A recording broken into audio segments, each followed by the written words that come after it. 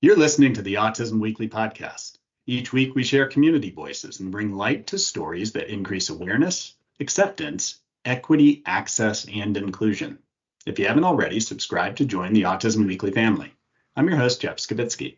This week, we're joined by Jarad Van, a Ph.D. student at the Pennsylvania State University, specializing in special education. With a background in behavior analysis and extensive experience working with autistic children, Jarad brings valuable insight into precision teaching. Join us as we discuss the benefits and future potential of precision teaching for children with autism and their families. Welcome to the podcast, Jarad. Hey, thanks for having me. It's our pleasure. And this is a topic I don't know that in the ABA field we talk enough about because it's got a lot of value. But before we go there, one of the things I really love to be able to do is to give a little bit of a background and almost kind of give the flavor to our audience of where somebody's coming from and what brought their passion to the field. So you work with the special ed community and have applied this with autistic individuals. So where did that passion come from? What drove you into the research into precision teaching? Well, when I graduated from undergrad in California from University Stockton, dang, I'm forgetting. It's been so long. But from UOP, University of the Pacific, I graduated as a psychology major, and all I can do with that degree was be a behavior therapist. That's what they called it at the time, which ironically, Ogden Lindsley, the founder of precision teaching, coined the term behavior therapist. And I became a behavior therapist, and I started working with people in homes and at schools. And I realized, and I knew this before, I'm just a big kid. I love to have fun and I love to learn. And when I was a kid, I didn't like school, but being able to work with other kids with autism and with other developmental disabilities, to be able to go to class and then it's like, okay, just hurry up and finish this and we can go out and play. We can go have the fun thing first then. And I really became good at being able to work with these clients. And I learned, hey, I'm doing pretty well, but I think I need to learn more to be able to do better. So I went off and got my master's in applied behavior analysis at the Chicago School of Professional Psychology at the LA campus. And I just really fell in love then with precision teaching. And the whole time I've really enjoyed being, I call it like in the trenches, actually working with the people and with the learners, because I never wanted to be a supervisor where I'm kind of dealing with paperwork. I just really enjoy seeing the growth of our learners and our kids over time. Yeah, and I think that's where a lot of our passion stems from. And ironically is that I think I started almost the same route that you did. I went through psychology, was a behavior therapist at that time as well, because that's what it was labeled as.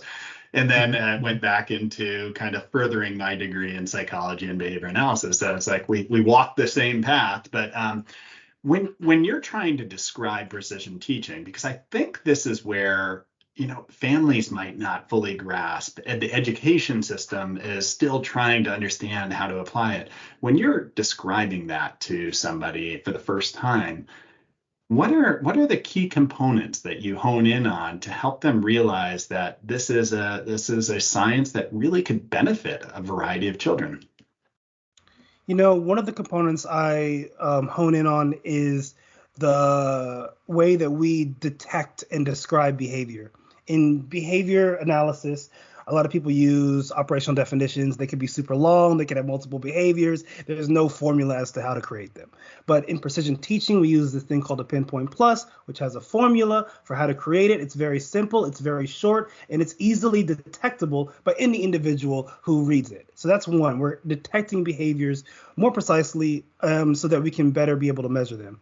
Then we use this really weird chart called the standard acceleration chart so that we can measure behavior, and we detect the speed at which somebody is learning. And this is important because when you use other charts that are not standardized, you can't measure the rate of learning. You don't know how fast someone's learning. And oftentimes at the bottom of the line, it says sessions. And I always, kind of cringe when I see sessions because that's not a real unit of time. Like What if 2 sessions are different amounts of time? Is every session every day? What if you miss a day? Then it's not really a time series graph. So it's really harming our scientific rigor by not using standard metrics to be able to be a natural science like we are. So I tell people that it's really just a system to define and measure behavior in a way that's so precise we can quantify the speed of learning. We can measure how quickly or slowly learners' behaviors are growing or decaying. This is thanks to the engine that drives precision teaching, the standard acceleration chart. And it's a graph or a chart that all precision teachers use that can measure behaviors ranging from once per day to 1,000 per minute. And I would say that if you're measuring behavior on the standard, or if you're not measuring behavior on the standard acceleration chart, then you're not precision teaching. So you got to use the chart. Yeah, and I mean, when you say the word standard, the acceleration chart, I can almost watch every student out there be like, 'cause, I mean, Yeah. it's one of those challenges as you're going through Mm-hmm. your program where you really have to grasp concepts. You have to be able to really look at and evaluate it the right way to understand it well. But it's got so much value. I mean, we want to see rapid growth in learning. We want to see how quickly we're able to get to the use of a Mm-hmm. new skill. And I think that to me hits, at least when you're talking about precision teaching, and maybe you can kind of guide me a little bit on this, but I look at it almost as a effort and consistency over the perfection of the skill. It's like, are we seeing more practice of it versus is this done to a preciseness every single time? Is that kind of part of the process of precision teaching, or is it more that you do need that precise answer and it's not about the effort that goes in, that you're seeing more and more tries at getting there? Well, are you talking about the learner or are you talking about the person who's measuring the behavior? I'm looking at the learner and their Okay. effort through the process. Yeah, so when it comes to their effort, we're looking at where they're starting. So the cool thing about the standard acceleration chart is it shows that every learner starts at different spots, just like we already know, and that growth is relative to previous growth. You can't get that on a regular graph. So what it does is it helps us understand, hey, with precision teaching, you can use any instructional method, any intervention, but you're using this to measure that intervention or instructional method. And you're saying, hey, is this instructional method that I'm using helping my learner learn? And are they learning fast enough? Because those graphs are supposed to help us make database decisions. If you're taking too long to make a database decision, or if it's going to take the learner months to learn one behavior, then you're wasting a lot of instructional time and leaving a lot of data on the table. So as practitioners, I think that it would behoove us to be able to support our learners and advocate for them with the best measurement systems we have. And this way, we can be like, oh, well, my teaching, my intervention is not exactly getting them where we want to go. So let's tweak it a little bit and see if we can help them more. Or, oh my God, their growth is so great. The great thing we could see is all these numbers that describe what's going on, and we keep on going. When you don't use the standard acceleration chart, you really don't know. And because of the way the axes are scaled, you're making assumptions based on that scaling of that axis. It's like, why did you scale it like that? Like, for what reason? What scientific purpose? Is it just because it fit on the graph, or is it because there is a scientific reason? No, absolutely. And I mean, being able to evaluate that way seems extremely important. So when you're looking at kind of utilizing a precision teaching model versus maybe Mhm. some of the basic skill training models that exist out there, like a discrete trial training or verbal behavior Mhm. training sort of methodology, how does that differ? I mean, when I think of precision teaching, I'm thinking is that you have a lot more where you're evaluating the motivation of a client to or a learner to be able to independently start using the skill more and more Mhm. frequently, and that's the excitement about it. That's where you get to reinforce more. Is are there other things that we should be looking at as far as, why would I choose precision teaching, Mhm. and what are some of the benefits of that that maybe we just don't think about? That's a great question. One of the things is we want free operants, which is really just saying that the learner is able to engage in the behavior at their own pace. They don't have to wait for somebody else to tell them go, or to tell them do this, now do this, do that, because their responding is contingent upon the teacher telling them what to do when. So you're really not getting what's true behavior like in the real world, where we kind of just operate. We're free to move around. So what we do in precision teaching is we try to make sure that the learner is free to be able to move as at their own pace, to improve that pace, to make sure that they have the accuracy that they need to build fluency, which is the fluid combination of accuracy plus speed, which characterizes competent performance. And it's making sure that you're enabling your learner to have the freedom to be able to engage with their environments without so many prompts. No. That I hope that answers your question. No, it absolutely does. And maybe providing some color to that by looking at it across some of these environments is that maybe you can paint the picture for us, because I see the value of using precision teaching in schools, and a special education background for you. I'm sure that you immediately say, yeah, it can be used here. But I also see it in clinics or centers. I see it in the home. I see it in the community. It just takes different forms to be able to utilize it, maybe some creativity. But maybe you can paint a picture, maybe utilize, kind of give us a school scenario where you're seeing it, and maybe a skill, and just paint that kind of that growth. Absolutely. So I was working with this individual with autism. They were in middle school at the time, and there were two things that I used precision teaching with them on. And I was still early in my precision teaching development. I was doing all the reading and I was trying to learn. The first thing was they always had biology tests that were vocab tests. So they would have to read the words and then fill in the blank with the correct vocabulary word. So what I did with them is I used SAFMED's Say All Fast Minute Everyday Shuffled. And it's basically like flashcards where you look at the card on one side and you see it, and then you say what's on the back. But you're trying to do it quickly because you want to do as many as you can within that minute, and you do it every day. So what I would do with them is I would get the vocabulary term on one side and then the definition on the other. I would show them the definition and they would have to get the term. So I got them going. He was going, and he was really enjoying it, because you want to they like to see that they improved and they beat their own score, because it's really just, trying to beat your own score. So it's almost gamified by itself and in itself. So once I got them going and they got to a certain level of performance, I was like, okay, now they have to see the question and write the answer. But we've been seeing and saying, is it going to transfer over? So I gave him a piece of paper and it had the blank, and I let him try. I was like, okay, go for it. Answer the questions. And he was able to do them all so fast. And I was like, wow, this is cool. It transferred over from C say to C write. And that's kind of how we define our learning channels, the way that information comes in, the in channels, and the way the information comes out. The way the information came in was C. The way the information came out was either say or write. And those are some of the most used learning channels in education. Then there was a conundrum that occurred because he went to high school and he got a locker, and he had a lot of books and he needed to be able to use that locker. He's never used a lock before. So I'm like, okay, I got to use some of that creativity we're saying. How do I teach him how to use a lock? And it was one of those twisty knob turning locks. We had to spin it clockwise, counterclockwise, and clockwise again. Jarad, you might have to teach me how to use one of those again too. So I'm gonna listen. No, yeah, I bet it's been a while for me too. But what I did was I gave prompts, so I color coded where he needed to go and turn it to, and then I had him complete it in a certain amount of time.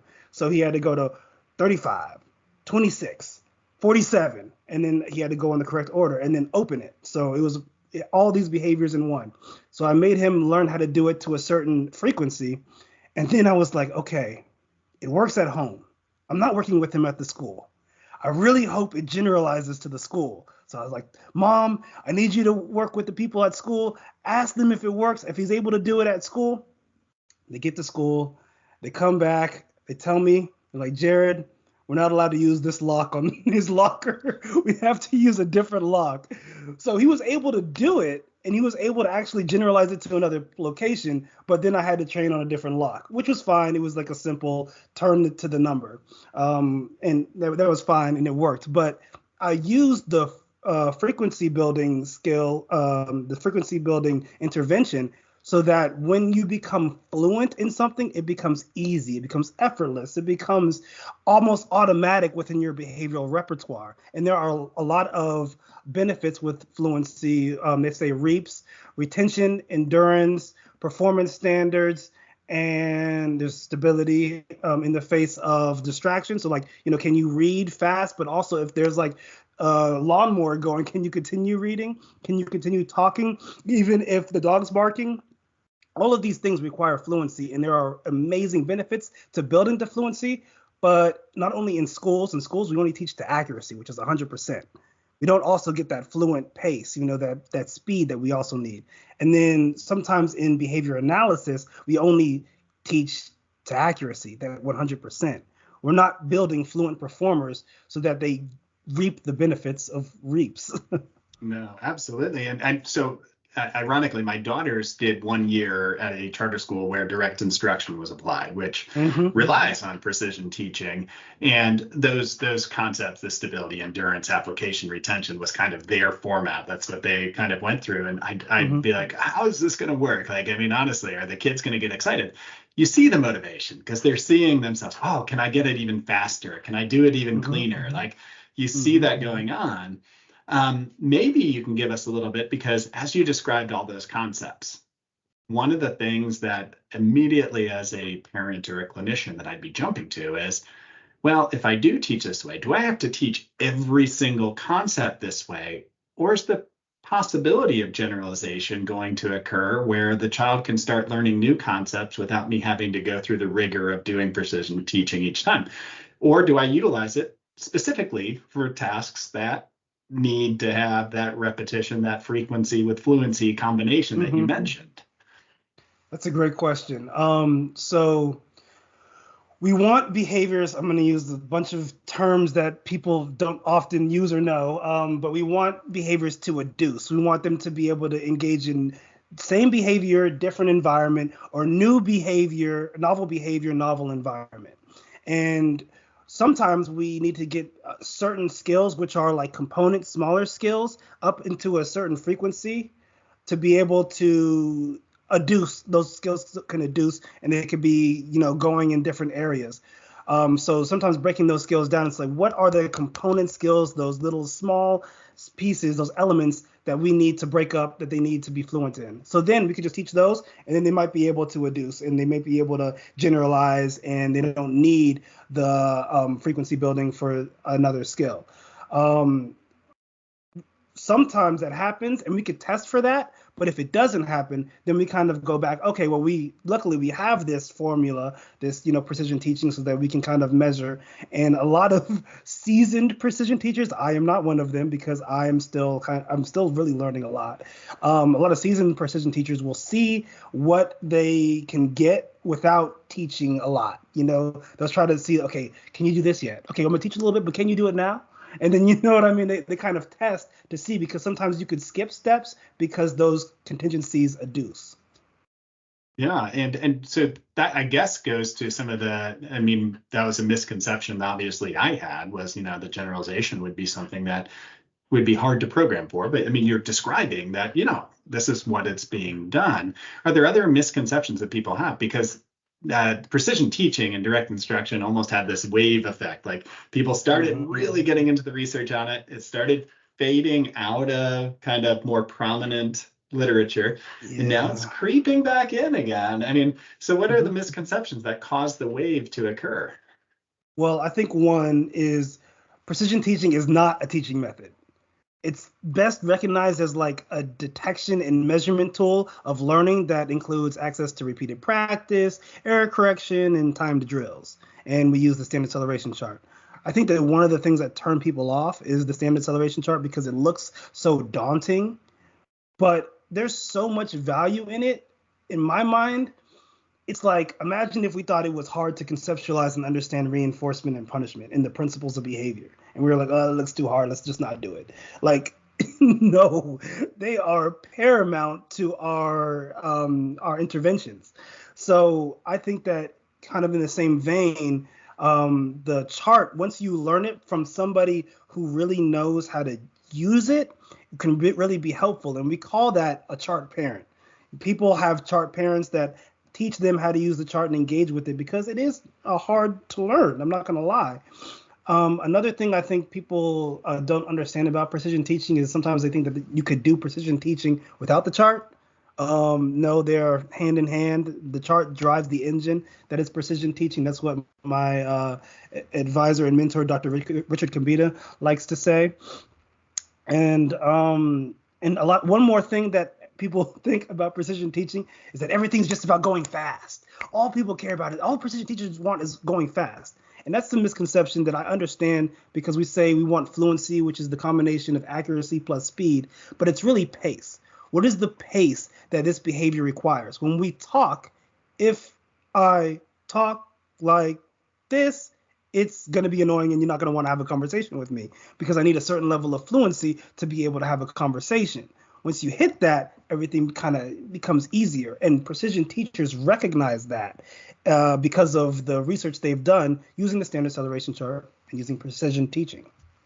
Yeah, and I guess there's one other misconception that you started to kind of hit on, I think, that I think a lot of people have is the individualization of precision learning, precision teaching, and kind of you touched on maybe you're using written language to get to oral language to get to, just kind of looking at it that way, and maybe different learners process information differently, and maybe you start at different places. Maybe you're looking at what's going to be most effective with them. But how else can you individualize precision teaching to make sure that you're taking advantage of the strengths of the learner? That's a great question. One of the things we always want to know is not only what are their deficits, but what do they excel at? What do individuals excel at? And how can we utilize that to benefit our instructional methods? We want to look into creative and novel ways. One of the ways that it's individualized is the fact that everybody comes from a different learning history. And sometimes some charts don't respect that. Some non-standard charts don't respect that. Everybody comes from a different learning history. So for me, let's say my math ability is not the greatest. I mean, when it comes to those math fact fluency sheets, I start sweating. I get anxious. I'm like, oh, don't pick me. But that's because of my learning history. I never learned to a certain level of fluency or ability. So what we do is we are able to detect what level somebody starts at and then build their instruction from that. We could be like, oh, okay, if they're at this level, we don't need to do this. We could do this. Or if they're at this level, we definitely need to do this. We're doing error correction.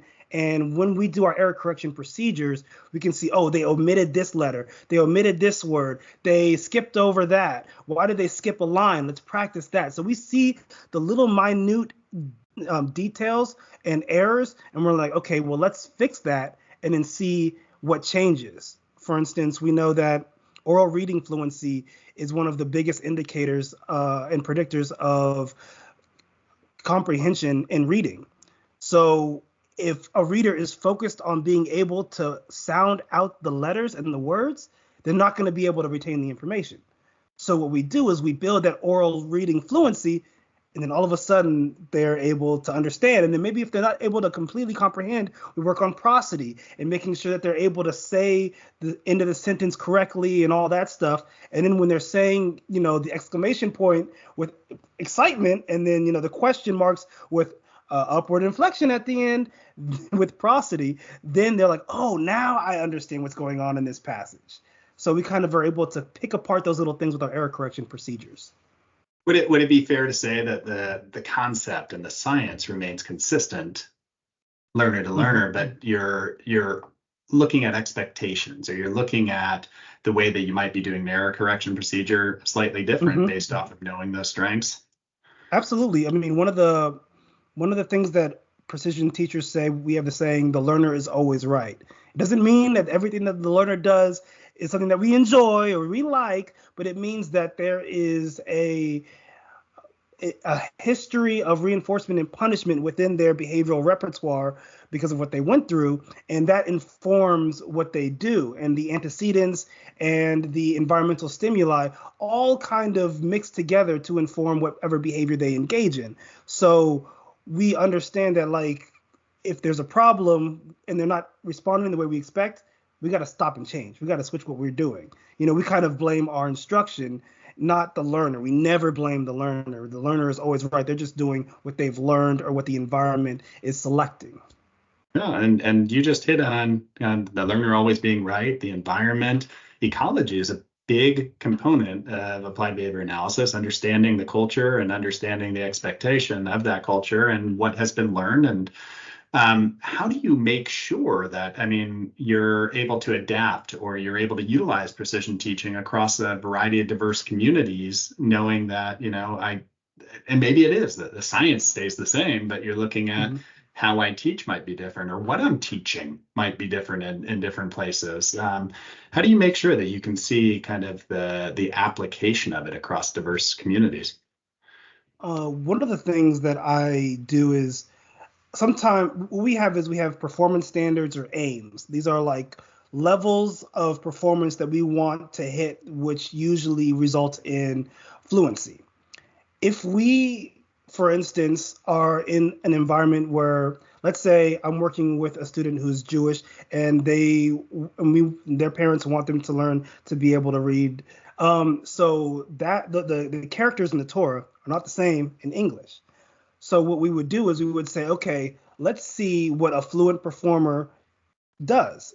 Ask the parents, let's see how fast you read, and then we'll set that as the aim, and then we'll work with your kid to be able to reach that aim because we don't already maybe have one. So we're looking at fluent performers in this culture, in this environment, and we're saying, well, if that's what fluency looks like for them, maybe it can look like that for you. So let's try that. And then if that works, that's great. Sometimes they need to go further and higher and hit a higher level of fluency, sometimes called superfluency, to be able to reach the same level as their parent. But this is a way that we can make sure that even if we don't have the standard within the literature, we can find an individual in the culture and we can have them help us learn how to get their learner to where they need to be. I wonder if there's any research or any future research that's going to be done and being able to evaluate, because I mean, you talk about fluency, and one of the things I might be thinking of is language fluency, and Mm-hmm. the pace of language oftentimes changes based off of the language, the dialect, and all that. Is there any research kind of helping to guide that? Is that the fluency rate for this sort of language might be in this range? I mean, is there anything that people are looking at that way?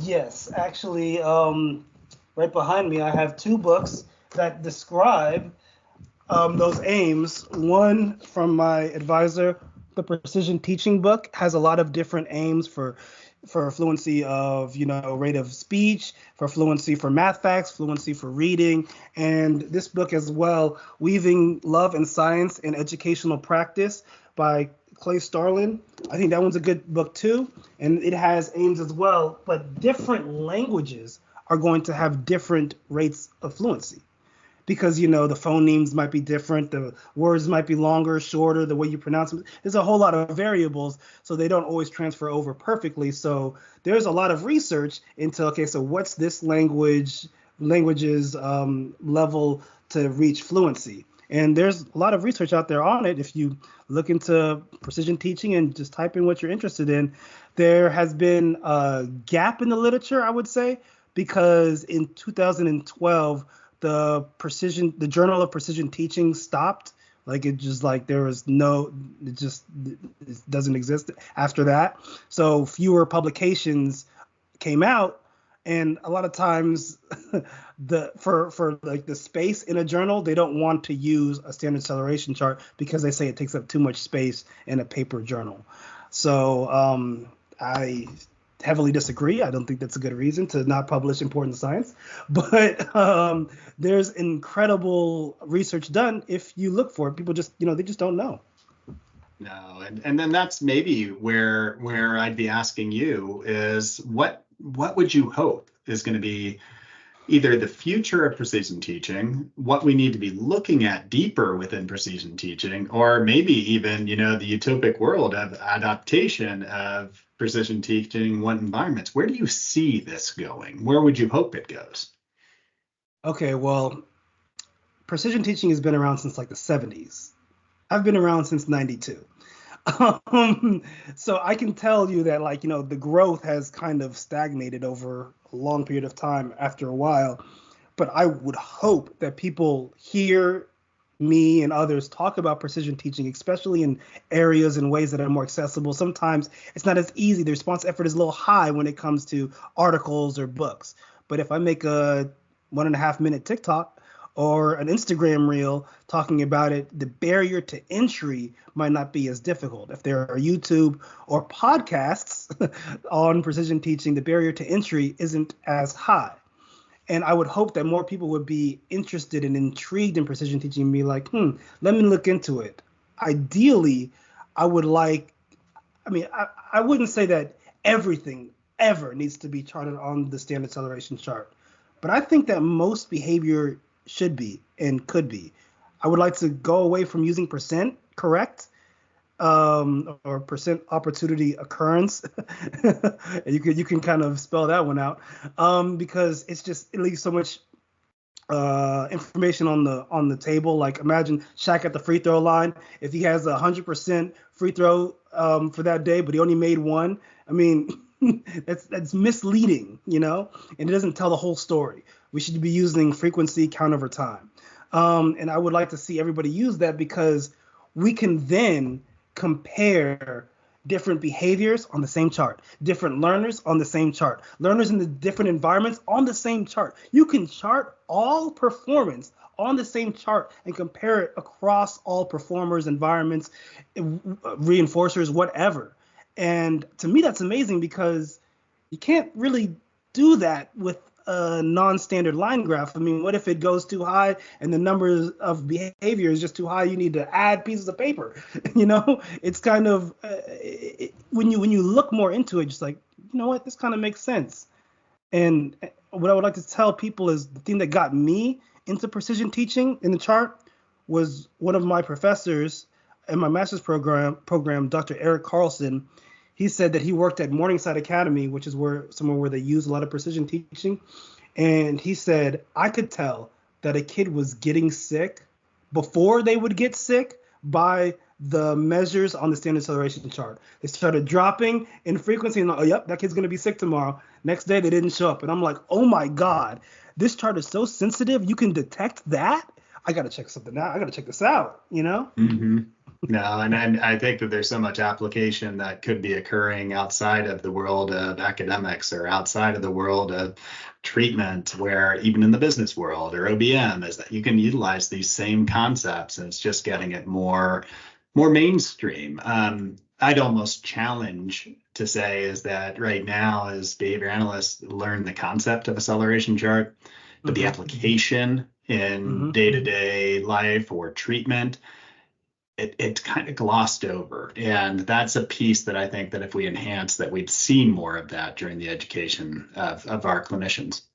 Absolutely. I mean, I think that before you go on, I would be remiss if I didn't talk about Dr. Carl Binder, who uses like what he learned from precision teaching in the business world and OBM. And he's just this incredible dude. I took his seminar on performance management last year, and he was actually B.F. Skinner's student, and he knows so much. And he was told by Ogden Lindsley, he was kicked out of precision teaching and education and pushed into the employment and business world, because like, we need you over here. And then when it comes to like sports, there's a lot of people using the standard acceleration chart with sports. One of the things that I did is Steph Curry. I'm a Warriors fan, so Steph Curry, best shooter of all time. He was shooting and he made like 105 threes in about 5 minutes. So I charted it on a standard acceleration chart, and I saw that he was making about 20 per minute. So to be able to shoot like Steph Curry, you need to be able to make 23 pointers per minute for 5 minutes. and then you can have his fluency. You could be like him. I mean, it shows on the chart. Yeah, I mean, you got it in the business world, in the clinical world, sports psychology. I mean, it's a little bit of everywhere. Performance is performance. And Hmm. I mean, you gave so many resources. Is there anything else that you just want to make sure people have their eyes on, or different resources that people can turn to be able to educate themselves more? So when it comes to being able to educate yourself more on precision teaching, there's definitely go to acceleration.org. That's where the Standard Acceleration Society exists. They have a conference every year, and it's basically where all the big precision teaching information and learning occurs. If you YouTube precision teaching, you'll come up with a few things.